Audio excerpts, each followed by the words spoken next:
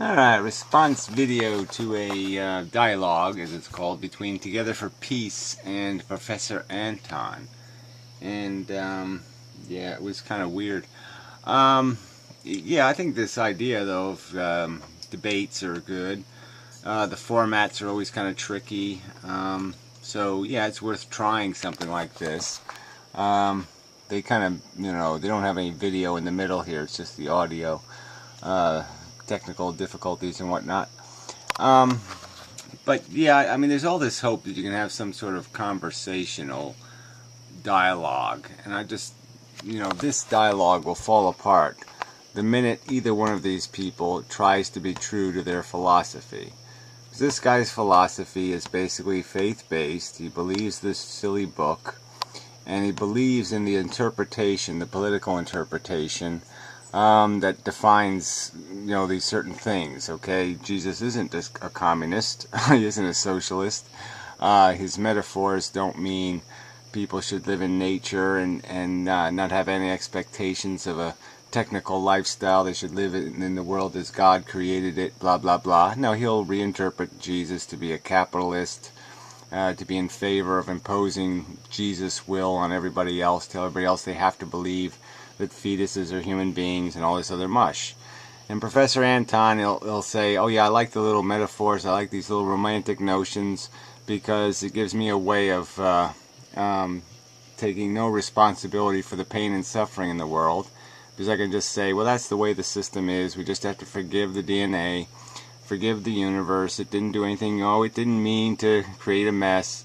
And but now the mess is here. We'll just perpetuate the mess, or some sort of notion like that. But it's just this romantic, stoic kind of bullshit, like endeavor to persevere, for the sake of endeavoring to persevere, not because it makes any rational sense. No, just do it because that's the way things always have been. So let's just keep doing things the way they were, and and he bases his whole philosophy basically on this idea that because we haven't explained why there is a universe, that somehow we're vulnerable to this argument that the universe exists because a God put it here, or something put it here on purpose. And I think that's just a silly notion.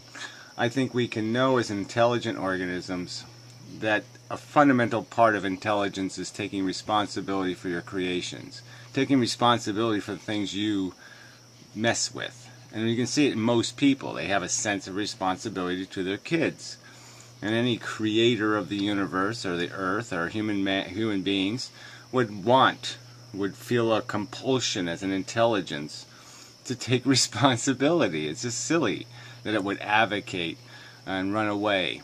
And it's even sillier to come up with some notion that it has some sort of little schemy brain and it's testing us or doing some little soap opera thing and it won't have an honest conversation with us. I mean, all that's so friggin' lame. It even comes into science fiction with like Carl Sagan-esque, where in the end of his movie, Contact, the aliens are playing little mystery games. Oh, we can't really talk to you yet because you're not advanced enough, and all this idea that there's something more to talk about. No, and the bottom line was, no, there is no other conversation. You're going to talk about how's your lawn doing this year? Are the kids okay? Is your husband's wiener big enough? I mean, it's just going to be bullshit conversation. There's nothing profounder than our silly little wants, needs, desires, and bullshit. And so, yeah, there's no secret God plan. There's no secret God elevated conversation about the hunkily dunkily or the bunkily bunkily. No, there's no magic parts to the game. It's tic-tac-toe. It's simple desire, chase, Cheeto bullshit.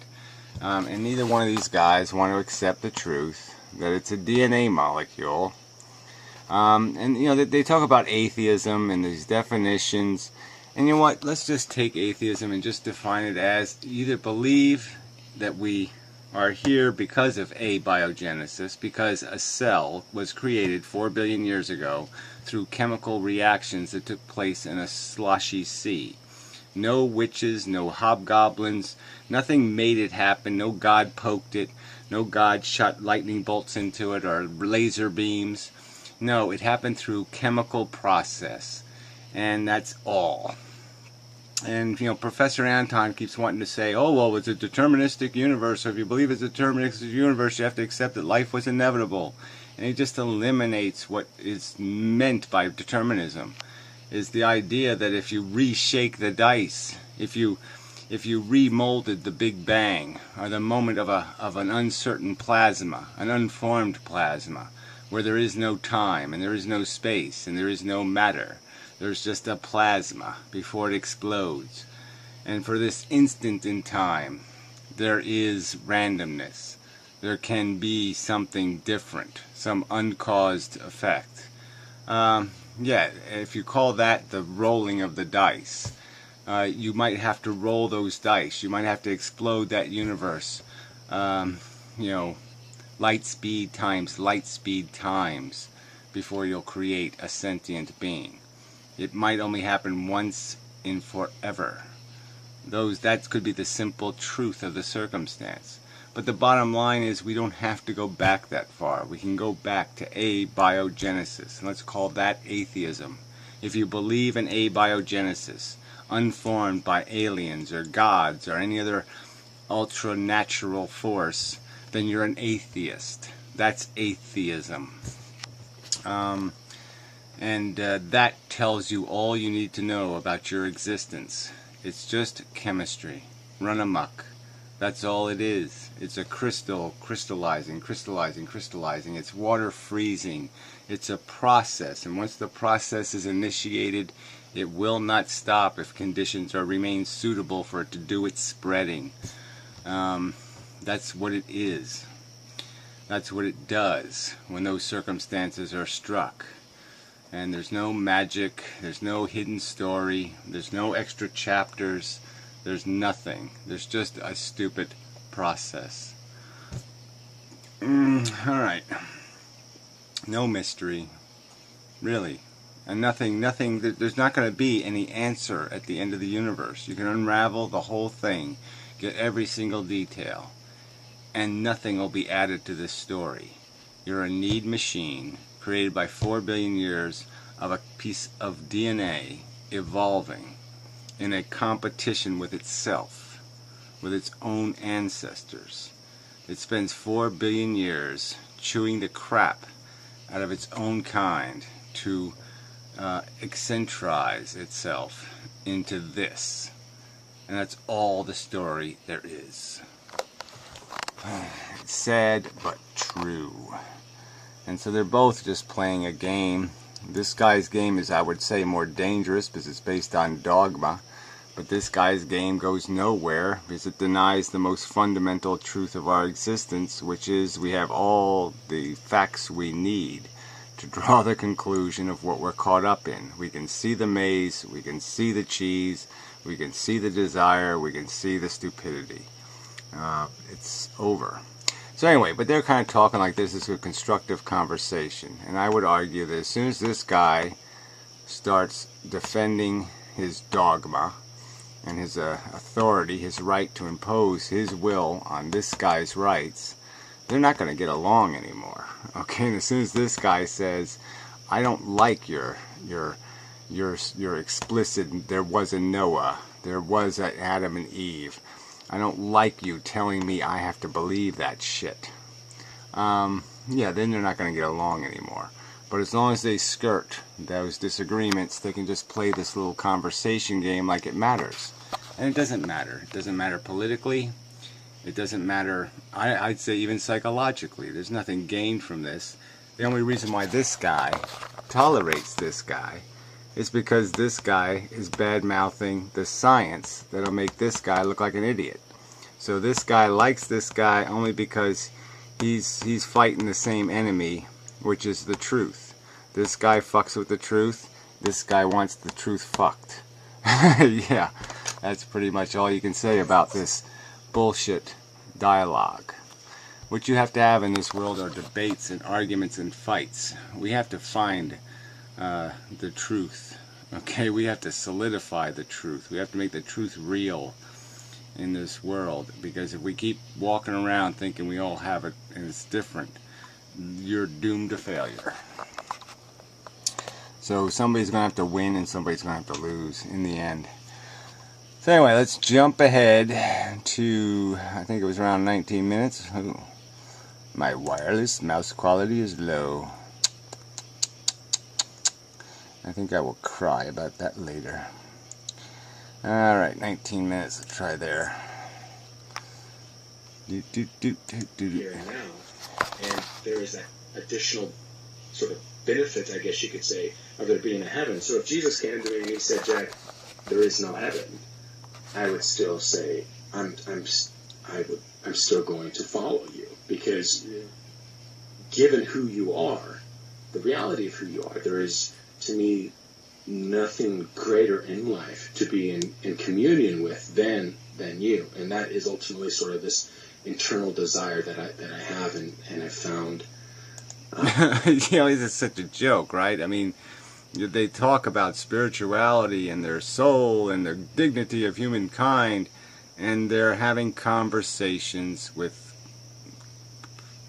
comic strips. They're not even comic strips. They're drawings in the sand. They draw a little happy face in the sand and have a conversation, like that guy on the island thing with the stupid face on the soccer ball. I mean, what? That's dignity. Dignity is making up a mommy to hug you. I mean, it's just such bullshit. Well, I can't really. There's nothing there. I'm satisfied. And you could say to God, God, I forgive you. It's okay. You did. This world is enough for me, and the injustices are part of my own shaping stone for strength, and it gives my life purpose to do what can be done to minimize the suffering in this world. Isn't that just a magnificent, you know, let's just justify the slop. Let's just say, okay, it's mediocre, but that's all we deserve. You know, but yeah, it's just so purposeful to just keep reproducing, because yeah, that's what DNA molecules do, they reproduce, so let's just keep doing that.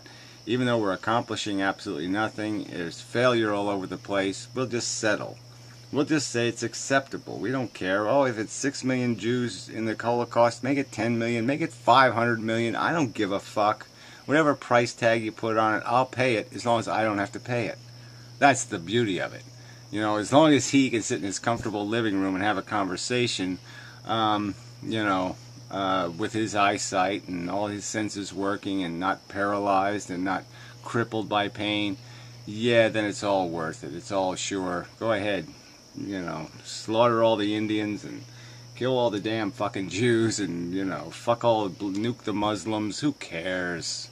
I'm doing okay. That's all I'm hearing, fella. Yeah, sounds pretty lame to me. Why don't we ask the people really enduring it how well they're doing? In a lot of ways, about patience, forgiveness, courage, and compassion in light of the horror of it. Exactly.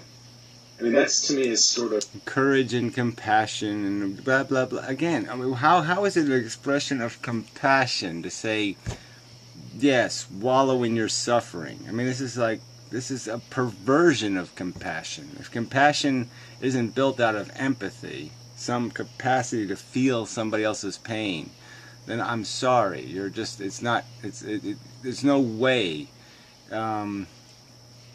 that's palatable. You'll choke on it. If you look at the real world and have honest empathy, you will choke on this meal. You can't eat it. It's too fucking disgusting.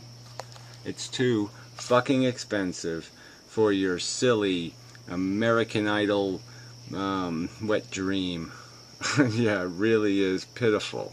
For what we have accomplished, which is absolutely nothing, yeah, the price is way too friggin' high. Alright, we'll try about there, I think. Should be something there. Of what it means to be human and how human existence should be lived out, that they believe is fundamentally grounded in these particular notions, whether it's notions of a god or notions of a culture or language, or, you know what I'm saying? Well, I mean, no, I both do. I mean, I think this is partly why the the religious question isn't going to go away. I mean, many people have argued that we are a religious animal, that's part of the way you designate the human being is that you can already see it in primates. They have forms of superstition, forms of significance that seems to be invisible, that's more than practical. The dawning of art is, it's... Oh, whatever.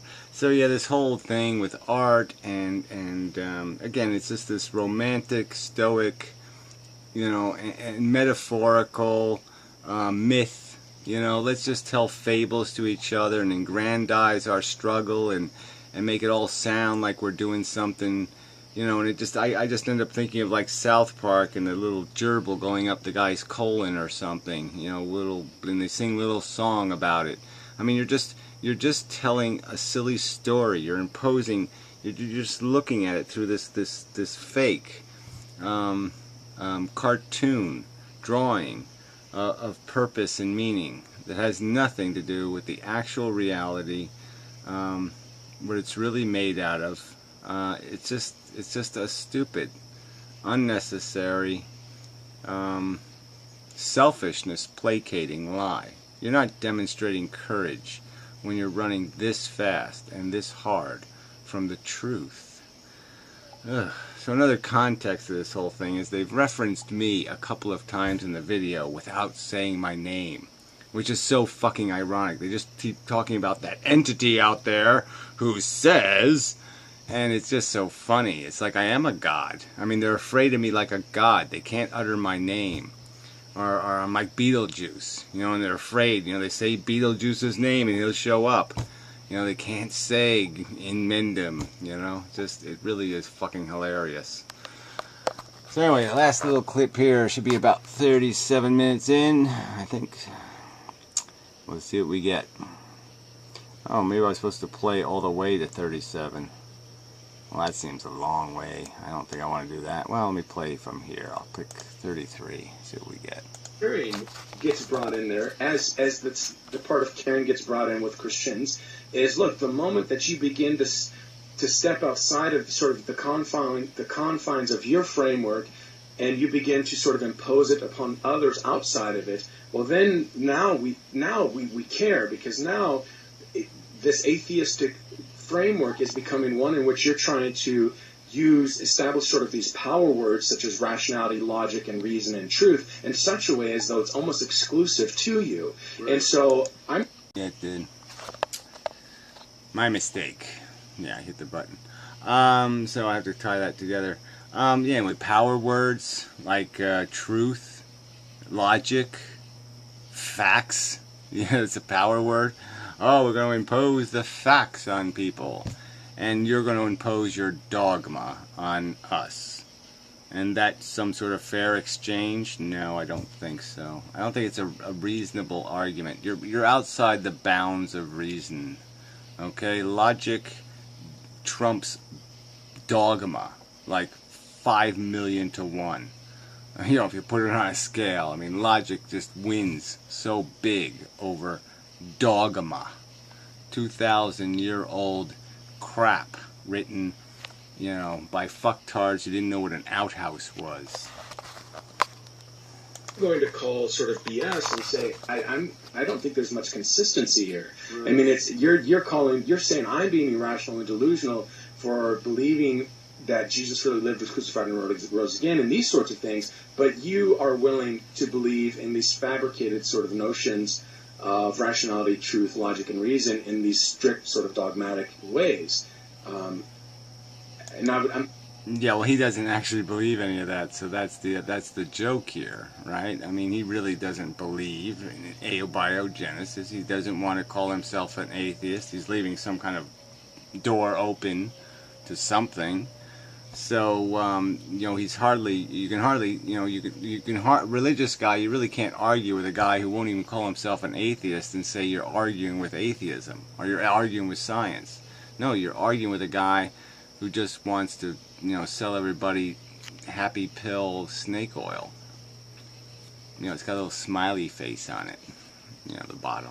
Basically, I would call inconsistency, Yeah. Well, yeah, I mean, some of that, I don't know. I mean, I guess I think I guess part of the problem is that there are going to be a good number of scientifically informed atheists who, with good cause, are going to point out that that they have as much reason to air self-righteousness as some Christians do. See, because I think part of the reason many people are appealed to a religion is we're fearful little animals, and to stave off cognitive dissonance and our various forms of anxiety, we try to get with those groups. Again, I was talking about it as an authoritative. Yeah, exactly. And you're doing the same thing, Professor. So it's just a big joke. You're all looking for a philosophy that feels good. You don't give a damn about what the truth is. Just give me something that, makes me and my friends, gives us an excuse to have a party and not be all mopey or sad.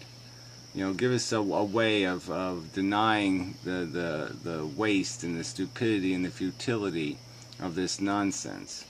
Give us a fake and phony purpose so we can just keep marching forward.